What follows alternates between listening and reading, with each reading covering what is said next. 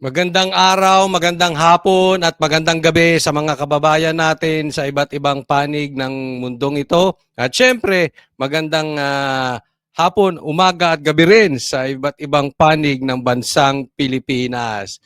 Yun, ha?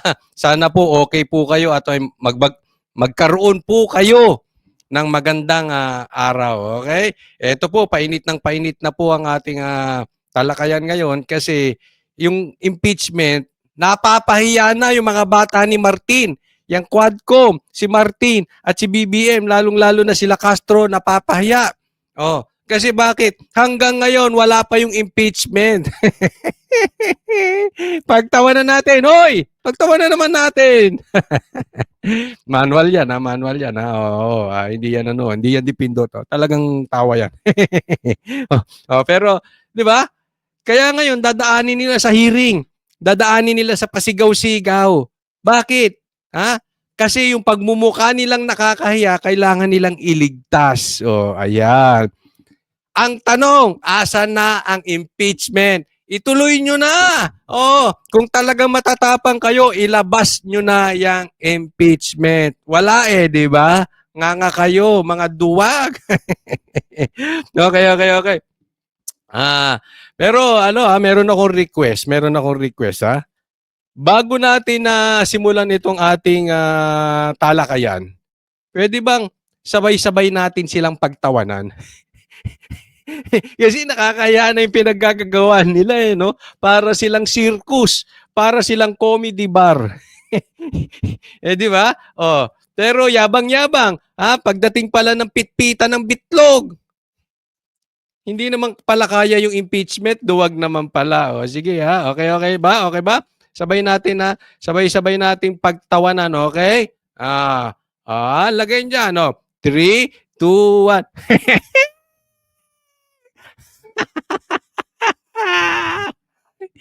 Kawawa naman ang kawawang kabay. Aroy. Hindi, masaya lang ako talaga Bakit? Tumama na naman tayo. Asan? Wala na yung impeachment. Nga sila lahat. Uy. Di ba? Wala Puro yabang. Pagtingin nila, hindi talaga sila gustong kampihan ng mga politiko. Pangalawa, nakikita nila mahal pa rin talaga ng taong bayan ang mga Duterte. Alam nila yan, kaya naduduwag sila. Kung hindi ba naman gusto ng taong bayan ng Duterte, matagal nang inimpeach si BP Sara, di ba? Nakikita nila, mahal ng taong bayan Kaya ngayon, yung mga dapat pipirmang inaasahan nila, takot pumirma. Baka nga pati yan sa Quadcom takot magsipirma Bakit? Malalagay sa alanganin yung kanilang karir. Di ba? Political career. Bakit? Alam nila gusto pa rin ng taong bayan ang Duterte. Okay? Pero ito magiging topic natin for today. Number 1, boy contempt, naghurmentado, bumubula ang bibig. Hoy. Brinake ng jowa? Uy, grabe naman. Niloko ng jowa? Hindi, mamaya pag-usapan natin. Pero sige nga, bago natin simulan, ilagay nyo rin sa comment section. Kung sino sa tingin ninyo, ito si boy contempt. Ilagay nyo. Castro, bumubuo ng pelikula sa Pasko. Ilalabas ba matindi? Si Franz Castro, sabi ng iba, komunista. Sabi ng iba, NPA. Sabi ng iba, judge. Sabi ng iba, huwes. Sabi ng iba, child abuser. So sabi ng iba, convicted child abuser. Sabi ng iba, mamamatay tao. Ang daming bintang kay Castro. Pero ngayon, kakaiba All around ka talaga, Castro. Bubuo ka pa ng pelikula. Naku, patindi. Pangatlo, Castro, nilaglag ng mga pulis. Ayun, yari. Sibak, nilaglag ng mga pulis si Castro. Tinuruan pa kung anong dapat gawin. At Grijaldo, kakampi ang mga pulis. So, yan ang mga pag-uusapan natin ngayon. Pero bago po ang lahat, huwag pong kakalimutan. I-like nyo po itong video na ito nang sa gano'n mas ikalat pa ni YouTube At huwag nyo rin pong kakalimutan doon sa mga kababayan natin, doon sa ating mga kaibigan, doon sa ating mga manunood na hindi pa subscriber dito sa channel na ito, Coach Oli News PH, subscribe na. Huwag pong kakalimutan ha. Konting lambing, subscribe po kay Coach Oli News PH. Simulan na po natin dahil kay Coach Oli, ang bida ay ang balita. Ito, panuorin natin si Boy Contempt. With the indulgence again of Congressman Okay, I will give the floor to Chairman Okay, Tarap. Congressman Paduano, you are recognized. Chairman, anyway, naunahan lang ako ni Chairman Akop. Kasi, Ano to? Hindi, ito serious question to serious to Ano to, sir? Unahan ba to? Unahan kung sinong unang sisigaw, kung sinong unang sasabon sa mga ating mga bisita dyan, sa ating mga resource person, kung sinong unang babanat, yan ba instruction sa inyo? Kasi hindi ko alam kung yan ang ano nyo, unahan pala yan eh. Kasi may sinabi nga eh. Di ba may sinabi sa amin si Greco Belica, totoo ba yun sir? Kung sino pa yung malakas ang sigaw, yun na may bonus. At meron kayong kinikita kada hearing, buwan-buwan, palakasan pa ng sigaw. Hindi sinabi sa amin yan ni Greco Belica, hindi nga ako maniwala eh. Totoo ba yun sir? Kasi parang nakikipag-unahan ka sa sigawan. Ganun ba yun? Yan ba ang labanan ngayon? Sigawan? Nagtatanong lang sir, baka pwede namang magtanong. Siguro hindi ka naman hari na hindi pwedeng tanungin, di ba? General Wilkins, eto, last warning ko sa iyo. Oy, winarningan, General. Ako, siga. Warning yan, General. Sa nangyari, you're lying. Gusto mo i-cite ko na? Tinan mo nang lalaki yung mata, Parang nakasabu. Hindi kita pinagbibintangan nakasabu, Parang ganyan, Anong sinabi ni Kasi pag, halimbawa, ikaw, sir, sabihan kita, you are lying. Kung sa tingin mo hindi ka nagsisinungaling, anong gusto mong reaction? Ganon. Hindi ito problema sa inyo eh. Hindi, sir, totoo to Huwag kayong magagalit. Pagka hindi nyo gusto reaction ng mukha, pag hindi nyo gusto ang sagot, iko-contempt nyo, sisigawan nyo, galit kayo. Anong gusto nyo bang pagmumukha namin pag pinatawag dyan nakaganon? Yes, sir. Yes, sir. Ano kami, tuta? Ganyan ang gusto nyo? O kaya gusto gawin Diyos. Yes, sir! Ay, sinasamba ka namin. Hindi ka na namin na... Wala kaming reaction. Ganon? Ano ka ba, Diyos? Hindi, nagtatanong lang, sir. Paano pa yung mukha mo eh? Anong problema sa mukha niya? Ganyan talaga mukha niya. Ano magagawa mo? Papalitan niya sa Diyos yung pagmumukha niya. Hindi wala akong nakita masamang reaction ng mama eh. Hindi, sir, tatandaan natin general yan. Wala namang bastusan sana. Resource person, hindi naman convicted yan eh. Sir, convicted ba? Kung convicted, pakulong nyo na. Bakit nyo pa pinadadaan dyan? But as far as I know, hindi naman convicted. So, irespeto nyo, General. I really don't care kung may kasalanan siya o wala. Hindi ko alam kung may kasalanan siya o wala. Hindi ako judge para humusga. Ang humusga niyan, una, yung korte, tsaka ang Diyos. Pero hindi tayo naguhusga. Sir, nasa iyo ba para humusga kung mali o tama ang sinasabi niya? Hindi, wala sa'yo. Ang trabaho mo gumawa ng batas. Hindi mo karapatan na husgahan kung nagsisinungaling siya o hindi. So wag nating utusan kung anong gusto niyang mukha. Yun ang mukha niya eh. I don't see na binabastos ka. Mainit lang lagi ang ulo mo. Sir, ako nagtatanong lang Huwag ka magagalit. Niloko ka rin ba ng jowa mo? Nag-touch myself din yung jowa mo? Kasi parang, lagi kang galit. Hindi ba pwede matuto ka nang andyan si PRRD, lagi kang galit, hindi ka naman nagtanong. Di sana napakita mo yung talino mo. Alam mo lang gawin, laging galit.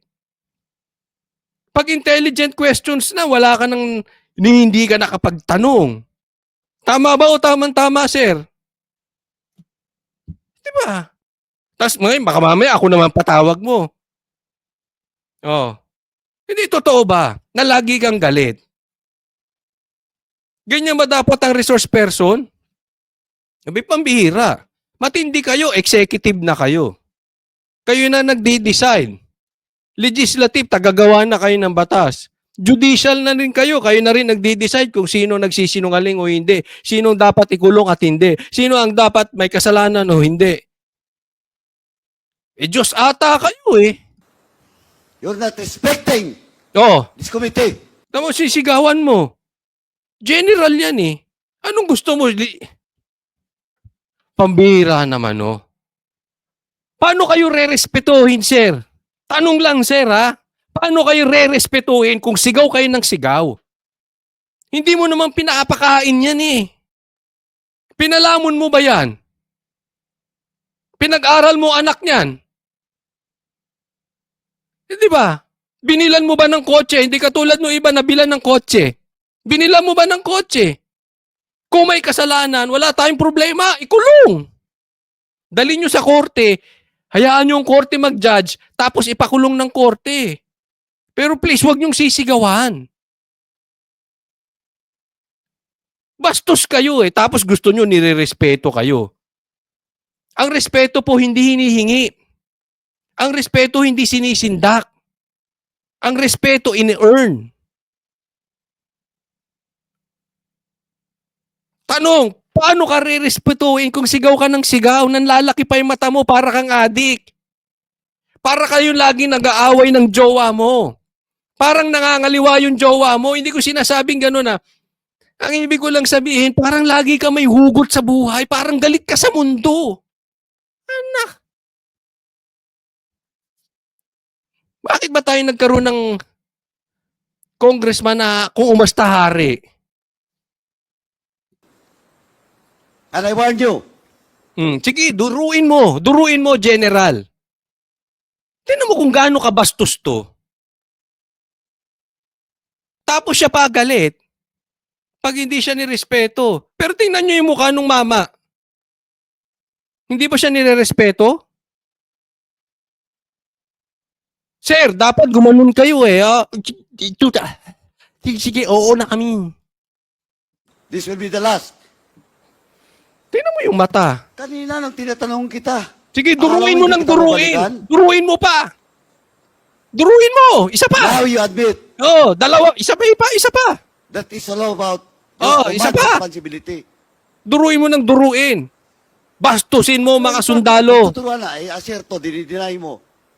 Of course, your words against the words. Sir, karapatan niyang i-demand. Kung sinungaling siya, sinasabi ko sa inyo, kung sinungaling siya, ipakulong nyo. Kung nasa batas nga ang electric chair nyo, wala tayong problema doon. Hindi ko pinagtatanggol to si sir. Ang tanong, wala namang bastusan. Kung may kasalanan, di. Huwag nyo ilagay sa kamay ninyo yung batas. Ang bihira naman, oh. Ito siya to. Duruin mo ulit. Ito si Jed. Did you really interrogate personally, Jed Pilapel? Yun nga, Mr. Chair, hindi ko kasi maalala na kinausap ko siya. Basta ang alam ko, nasa opisina siya, Mr. Chair. Tinan mo. Galit siya. Ayaw niya isagot eh. Sir, sagutin mo oo na lang ng oo. Aminin mo, ikaw na pumatay kay Jose Rizal. Ganyan sa Quadcom, lalo pag andyan si Paduano, lahat aminin mo na. Kasi pagka yung gusto niyang marinig at yung sagot mo ay hindi nag-shoot, hindi nagpagtama, kulong ka. So kung ayaw makulong, aminin mo ikaw pumatay kay Magellan. Basta sinabi niya, oo. Pambira tong ating bansa, oo.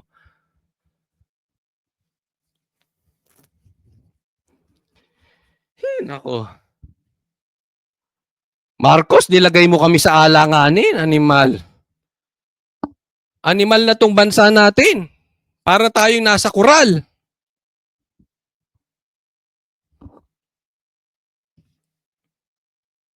Hindi, alin ba, ako tanungin mo, kung hindi ko talaga maalala, anong gagawin ko magsinungaling? Di ba, meron naman talaga, huwag tayo maglokohan sa edad natin. Minsan nga, yung kung saan tayo kumain last week, hindi mo na maalala eh. Nangyayari yan. Lalo na kung may katagal na. Di ba? Lalo na kung marami kang kausap na tao. Sa tingin mo ba, si PRRD madalas namin kausap. Baka pag tinanong mo yan, hindi niya kami maalala. Ibig ko sabihin, we cannot blame kung hindi talaga maalala. Anong gagawin? Mag-suicide. Kung hindi niya maalala. Hira, oh. Pag hindi shoot sa... Ayun And yung I problema. don't lie, Mr. Chair. You're not lying, you lie. Just a few minutes ago. Huwag ka nang sasagot. Sabihin mo, sinungaling ka. Sa harap ko. Sinabi mo, Tinan mo, pumupuyok pa siya kasi sigaw. Nababasag na yung mic kasi sigaw niya. Tingnan mo, yung mata malapit nang lumabas. Sa laki. Pag umuwi ito, gumanong gano'n yan, adik na kalalabasan nito. Ganyan mata eh. May tropa kayong ganyan ng mata? Nanggagalaiti sa galit, parang laging nireregla eh. Parang lagi sila magkaaway ng, parang laging pinipindeho ng jowa mo eh. that authority was delegated to your personnel. Yes, Mr. Chair. Nung tinanong ka ni Chairman Akop, inamin mo. Question of command responsibility. Are you not lying? No, Mr. Chair. Also, Mr. Chairman, with that, I move to cite in contempt General Wilkins. Pasensyahan po tayo dito. Talagang pasensyahan, anong gagawin? Wala. Pag nagsabi ka ng totoo, contempt. Pag nagsinungaling ka, contempt. Wala, anong gagawin? Di pasensyahan. Pero alam mo dapat gumawa ng batas. Ha? Bukas nga ipopropose ko to sa SMNI. Ha?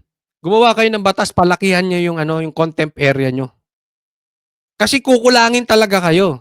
Baka mamaya magdadala na naman kayo sa Women's Correctional. O baka magdala kayo sa Iwahig dahil kulang na yung lugar nyo dyan sa pinako-contempt ninyo. Contempt ka contempt dito, contempt dito. Marcos, are you proud of them?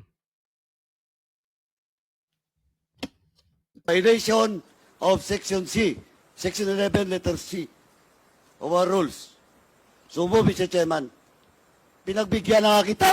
Sigawan mo pa. Yun pa, Pinontempt mo na, sisigawan mo pa. Duruin mo. Sir, batukan mo na kaya. sagot mo. There is a motion to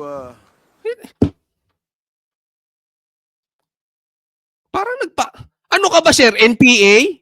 Hindi ako nagbibintangan, nagtatanong lang. NPA ka ba? Komunista ka ba? Lagi kang galit eh.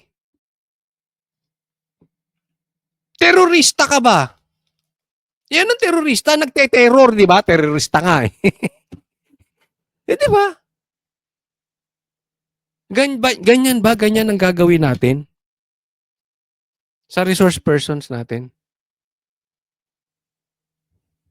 Na-weaponize mo yan, Marcos. And you cannot do anything about... Hindi ako Marcos, huwag ka magagalit ha. Yan ang tanong ng bayan. Inutil ka ba talaga? Marcos, inutil ka ba? Na-weaponize itong mga ganito. cite in contempt General Wilkins Villanueva for violating Section 11. Yan na nga natin yan. Next tayo. Umiinit ang ulo ko eh. Oh. Next tayo. Painitin ko lalo ulo ninyo. Ito naman. Tingnan natin yung binubuong pelikula ni Castro. Castro, mag-ayos-ayos ka naman, pambihira. Ang laki-laki ng sahod mo. Para ka pinabili ng suka. Nabili mo na ba yung suka? Na makapag-ayos-ayos ka, Castro. Ito po ay personal and collective privilege dahil may kinalaman po sa aking seguridad. So, kagabi po, Mr. Chair, mga bandang 11 o'clock o 11 p.m., 11 o'clock or 11 p.m. Anong pinagkaiba nun? nasaksi po tayo doon sa isang insidente na Ano? pagpaputok ng baril ng pulis. Oh, nagpaputok ka So baril ng pulis. binabagtas po namin, ewan ko pa lang po kung main road ito ng BGC. Meron pong police sa harap namin, police car. Oh, meron pulis. Oh, ito kotse nila, may police car sa harap. Oh. At merong dumaan na naka-motorbike Oh, may dumaan na naka-motorbike. Saan? sa harap namin hanggang sa... Sa harap nila. So, may pulis. Andyan yung harap nila. So, dumaan sa gitna. Kasi sabi niya, nasa harap yung pulis. May dumaan na motorbike. O ano? O, sa harap nila. Ano ba talaga nasa harap nyo? Yung pulis o yung motorbike? Ah, sige. Lumabas po yung police, Mr. Chair. Hmm. Doon sa mobile car po. Lumabas po yung dalawang police at hinabol po yung naka-motorbike. Ngayon, Superman pala, Superman. Okay? May dumaan na motorbike, sa harap nila yung pulis, tapos lumabas yung dalawang pulis, hinabol yung nakamotor. Alintek. Superman. So, Superman to mga pulis. Hindi. Ihahabol sa film fest to. Ito pinagagawa ni Castro. Abangan ninyo, ha? Sa Pasko yan, film fest. Pambira. Hoy, kayo mga pulis, anong tingin niyo sa sarili niyo? Superman, hahabulin niyo nakamotor. Eh, ba't hindi mo ginamit yung kotse mo? Pambira. Pambira to mga pulis na to. Oh. Paano niyo mahahabol yung motor? Bumaba kayo ng kotse. Nagkaloko-loko na yung bansa natin, pambira. At yung pong naka-motorbike ay dumaan sa harap namin hanggang doon pumunta sa likod. At nagulat So yung motorbike, dumaan sa harap nila at pumunta sa likod. Ang ganda ng sequence, may pulis, ito si kotse nila, dumaan sa harap nila. po Ha, ako, sige. Mr. Chair, pinaputukan Mm, ng isang pulis yung naka-motorbike. mm. So hindi namin alam kung anong insidente ito. Kasalanan ng pulis. Hindi kasalanan nung nakamotorbike. Hindi pa niya alam kung anong nangyari. Pulis na. Ma'am, NPA ka ba? Hindi ako nagbibintam. Komunista ka ba? Nagtatanong lang naman. Kasi galit. Hindi mo pa nga alam yung istorya eh. Pulis na agad yung ano. May malay mo ba? Sabi mo nga, hindi mo alam. Paano kung unang pinaputukan yung pulis? Malay natin. Nasa ano pala yung kriminal na yan? Oh, nasa wanted list. Bakit kasalanan agad nung pulis? May galit ka bang tinatago sa pulis? Castro, matanong ko lang. Ano ba itong mga naka-motorbike na ito? Talagang natakot po ako, Mr. Chair, at kinhila na lang po ako ng aking mga kasamahan. Natakot siya at tinili siya ng mga kasamahan. Ano ba yung kasamahan mo? Kamag-anak mo? Anak mo? Asawa mo? Bodyguard mo? O driver mo? Hindi nagtatanong lang ha. Kasi dapat pinaliwanag mo na yung kasama mo. Kasi kung bodyguard mo yan, dapat yung nag-react na yung bodyguard mo. And supposedly, kung may bodyguard ka, dapat yan ay police. Dapat ni-report nyo. Di ba? Tama or tama-tama?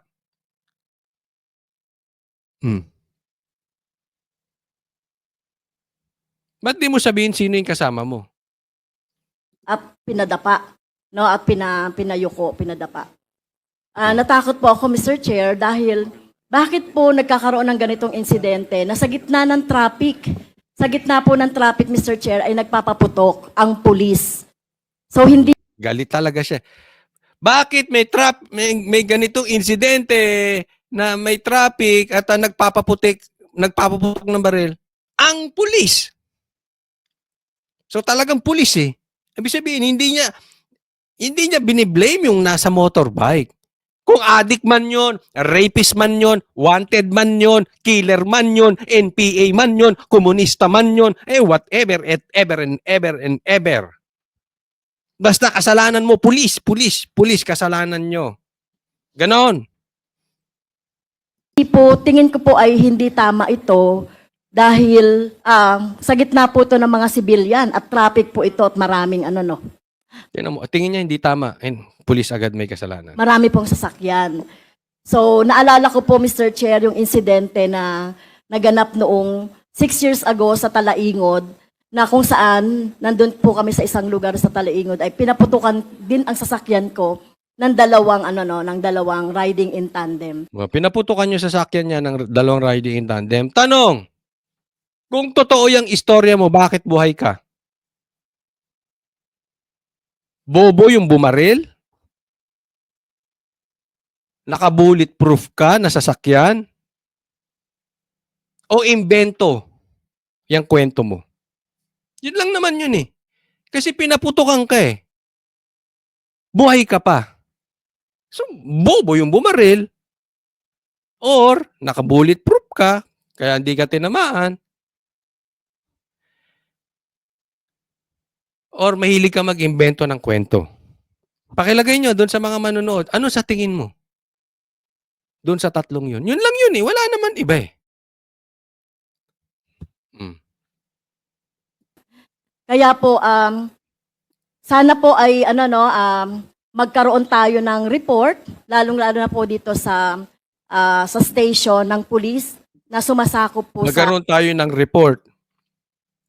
Alam mo, kung BGC yan, yung mga maliliit at hindi nga kilalang city, may mga CCTV. Ma'am,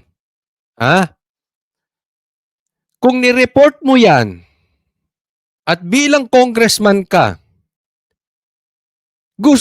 gusto mo ngang idiin si PRRD, pinai-impeach mo nga ang Vice President. Ibig sabihin, you have power in your hands. Ba't hindi mo isabpina yung mga CCTV?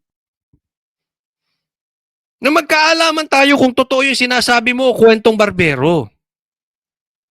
Ang gagawin mo kasi magpapatawag ka na naman ng magpapatawag tapos sikat ka na naman eh. Maghihiring ka na naman tas kasalanan na naman ng pulis. Can you please give us forensic evidence? Yung hindi pwedeng magsinungaling. Hindi yung sabi nito tas gigisahin mo yung pulis. Kawawa na naman yung pulis. Bakit hindi nyo ni-report? Pakuha mo yung wag na nating paikot-ikutin. Pakuha mo yung CCTV. Don't tell me BGC walang CCTV. O ba't di mo magawa? Hindi, nagtatanong. Totoo ba yung kwento mo o pelikula? Gusto naming makita yung CCTV. Wag na tayo maglokohan dito, ma'am.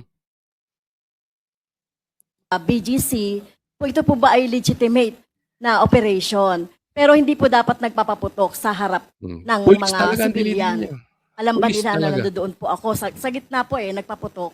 Mm. Hinabol sa likod. Kaya po, Mr. Chair, tinitake ko po ito, kung hindi po magkakaroon ng police report na kung ano man po itong insidente na ito, tinitake ko po ito as personal Kung hindi magkakaroon ng police report, ba't hindi ikaw nag-report? Ma'am, ano ka ba? Congresswoman ka. Congresswoman ka, pina-impeach mo ang Vice President. Tapos magsasabi ka na kung hindi pagkakaroon ng report, hindi sana ikaw nagpa-blatter, ikaw nag-report. Ikaw lang ang nagre-reklamo eh. May putukan wala sa balita. Hello? May putukan walang nagreklamo, ikaw lang. Ba't di ka gumawa ng police report? Di ka nagpunta dun sa police. Nasasabi ko, ba't hindi mo palabas? Isabpina mo yung... Pwede mo namang utusan yung BGC. Labas nyo yung CCTV niyan. Tingnan mo, maglalabas yan. threat sa aking seguridad. Dahil alam niyo naman po, Mr. Chair, di ba, minsan na po akong pinagbantaan ng dating presidente. Yun ang tumbok noon. Kasalanan niya na naman ni Duterte. O, di ba? Kitang-kita eh. All this drama, all these stories, kasalanan ni Duterte. Ingatan nyo to, ma'am, ha? Mga sir, mga kamag-anak nito, baka mamaya madulas yan, isisi nyo kay Sara. Baka mabangungot yan. Inatake sa puso. Kasalanan ni PRRD.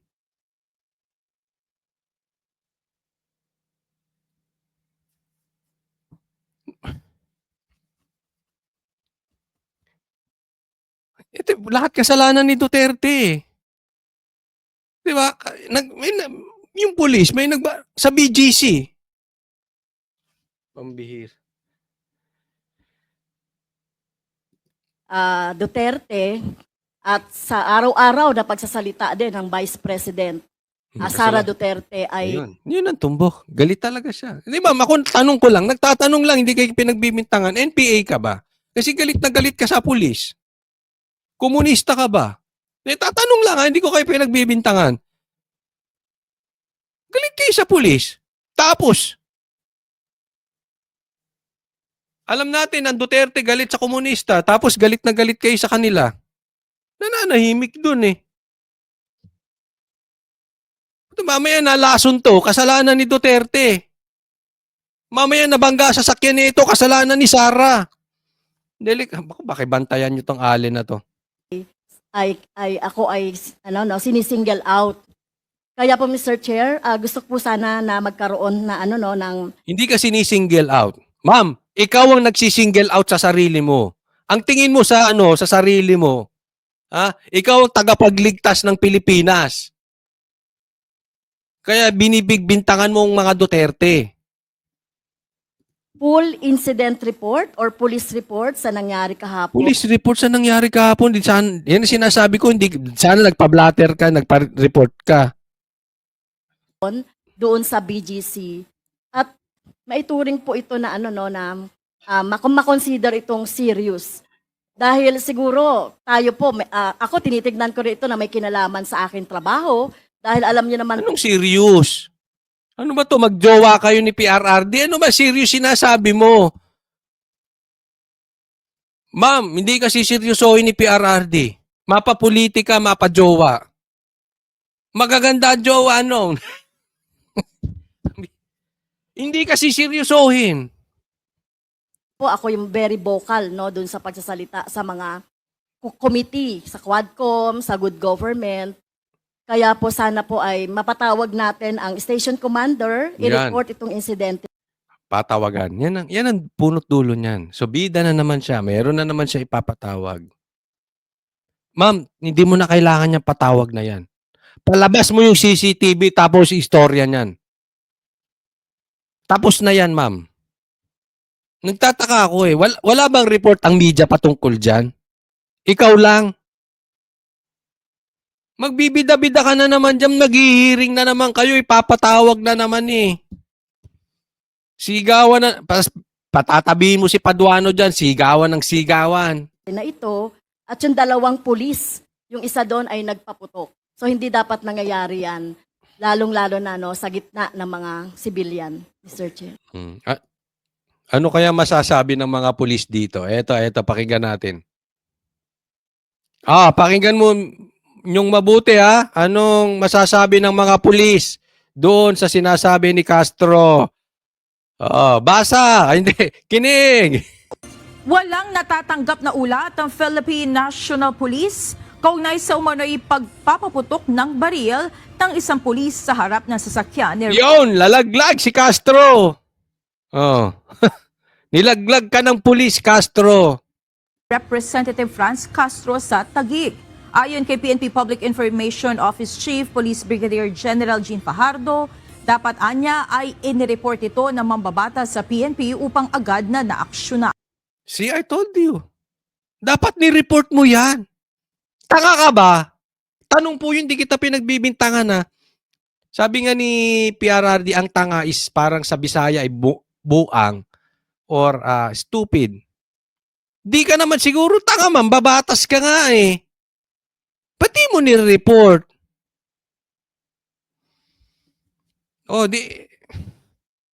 Walang alam ang pulis patungkol dyan. Sino lang nakakaalam? Ikaw lang. Ba't hindi mo patawag yung mga kasamahan mo para mag-testify in your behalf? Hindi nangyari yun. Kasi ang problema natin dito, Castro, ma'am, congresswoman, ikaw lang nakakaalam. Pati pulis hindi alam. Media walang balita. Ewan ko meron ba? Kasi wala akong nakikita eh. Nag-research ako kanina, wala akong nakita eh. Ikaw lang, yan ang problema natin, ma'am. Ikaw lang nakakaalam. Ilabas mo yung video. Yung CCTV. Tapos nagtataka, hindi mo ni-report. Kinondena ni ACT Teachers President Antonio Tino ang umano'y pagpapaputok ng baril ng isang pulis sa harap ng sasakyan ni Castro habang papauwi mula sa isang event sa Taguig noong Miyerkules. We verified po sa Taguig City Police Station as well as the Southern Police District. Wala po silang na-receive na ganong report po. Hindi ako nagsabi niya na, yeah, kayo magkakakampi niyan eh. Kaya nilaglag ka ng pulis. Wala sila natatanggap na report. Ma'am, tanong ko Castro, ma'am, Castro, sinong paniniwalaan natin sa inyo? Ikaw o yung pulis? But if in case it is true, we encourage Representative Franz Castro to at least make an official report po sa nearest police station para Yun na nga, ma'am eh.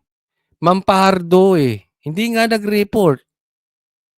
Kasi baka pelikula gagawin na ito eh. Oh, pinagre-report ka. Castro, anong gagawin mo? Lalabas ka na naman sa TV? Diyan sa Quadcom? Magbibida-bida ka? Gusto mo patawag mo? Eh lahat ng galaw mo gusto mo eh, naka-TV. Niloloko mo lang kami, Castro eh. we could take action on that po. Oh, eto, next tayo, next. Eto, panuorin nyo ha. Isa na namang kinontempt. Pambira tong Quadcom. Martin, yung tao mo wala nang alam gawin kung hindi magpakulong. Contempt dito, contempt doon, contempt doon. Pakinggan ninyo. Ito, pinakontempt nila, pinakokontempt at pinapatawag. Okay? Si Grijaldo. Si Grijaldo yung nagsabi na eto si Abante at saka si Dan Fernandez ay di umano sinabihan siya na makipagtulungan sa kanila na aminin na meron silang quota system. Yan nga yung sinasabi ni PRRD na ididemanda niya. Bakit? Hindi mo dapat kinakausap yung resource person na kung anong dapat niyang sabihin dyan sa mga hearing na pinaggagawa ninyo. Umamin si Grijaldo. Minamanipulate siya ni Abante at saka ni Dan Fernandez di umano. Diba? Matapang nga itong Grijaldo eh. Nanindigan. Sinabi niya, may pinagagawa sa kanya itong mga ito. May pinaamin. Ibig sabihin, tanim ebidensya ang gustong gawin itong si Abante at Dan Fernandez di umano. Handang tulungan ng Philippine National Police ang House Quad Committee upang padaluhin sa susunod na pagdinig si Colonel Hector Grijaldo. Si Colonel Grijaldo ang pulis na nagsabi na hinihikayat siya ng ilang congressman na patotohanan ang reward system sa war on drugs. Ayan, reward system at quota system. May quota sila, tapos may reward pa sila. Ng Duterte administration. Ayon kay PNP Public Information Office Chief Police Brigadier General Jean Fajardo, si Grijaldo ay nananatili sa restrictive custody ng PNP. On the part of the PNP, we will provide assistance sa Quad Committee to make sure na a-attend po sa susunod po itong si Colonel Grijaldo who remains under restrictive custody po. And the contempt power is again within the authority po ng ating legislature. So we respect their decision to cite Colonel. Ito parang lumalabas, kinampihan nila si Grijaldo kasi matagal na pinag-a-attend. Nasa kanila naman pa, restrictive custody.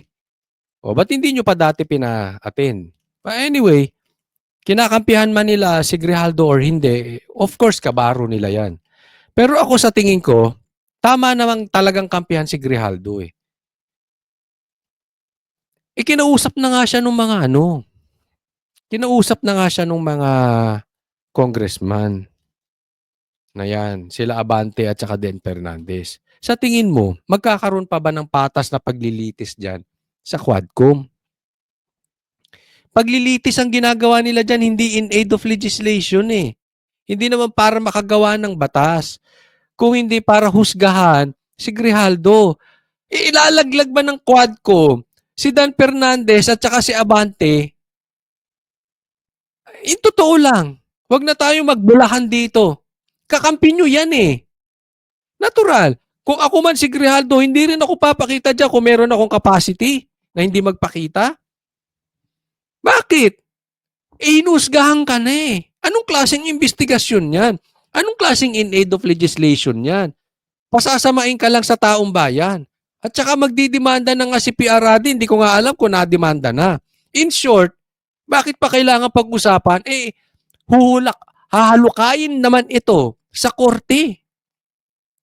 Dahil illegal itong ginawa ni Dan Fernandez at ni Abante. Illegal po yun eh.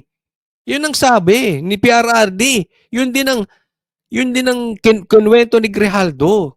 Tinuturuan siya kung anong sasagutin niya. The fact is, nakipagkita, inamin naman nila Dan Fernandez tsaka ni Abante, nakipagkita sila. Ba't ka nakipagkita? Ako nauunawaan ko si Grijaldo eh. Pangalawa, pambihira, tingnan nyo kung magsisisigaw sila Paduano. I mean, pulis ka eh. Hindi ka naman convicted. Resource person ka. Eh, itong mga congressman na ito, ha? Itong mga congressman na ito, hindi naman nire-respeto due process eh. Dapat ka bang sigaw-sigawan? Dadaan sa contempt? Papakulong ka? Dumaan ba yan sa korte? Pag hindi nagustuhan ni Paduano yung sagot mo, hindi tama sa gusto niyang marinig, papakulong ka? Asan ang due process? Asan ang hustisya doon? Masisisi ba natin si Grijaldo? Buti nga matapang si Grijaldo eh. Ma'am, mga sir, wag po nating pinagbabawalan, tinatakot ang mga tao na hindi sasang-ayon sa lahat ng gusto nyong marinig at hindi sasang-ayon sa lahat ng gusto nyong sabihin. Hindi kayo, ma'am, yung mga congressman. Wala pong ganunan. Sir, hindi naman tayo mga congressman, hindi naman tayo mga komunista eh. We live in a democratic country. Huwag niyo pong alisin yung due process. Kasi yung due process ay nasa konstitusyon yan. Pag inalis mo due process, military or police, government na tayo.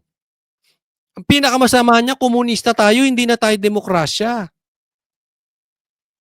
Huwag niyong alisin yung due process, mga sir. Pambihira kayo, oh.